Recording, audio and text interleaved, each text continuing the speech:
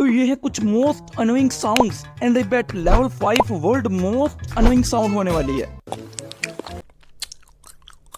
भाई ये तो यार ये तो बहुत अनोइंग है क्योंकि मुझे ये रोज बर्दाश्त करना पड़ता है। ये अनोइंग साउंड कैसे हो सकता है? It's a normal bell of iPhone. मुझे नहीं पता क्योंकि मुझे बच्चे अच्छे लगते हैं। तुम लोगों को कैसे लगते हैं? तो तैयार हो जाओ वर्ल्ड मोस्ट अनोइंग साउंड सुनने के लिए। स्क्रीन पे डबल टैप कर दो।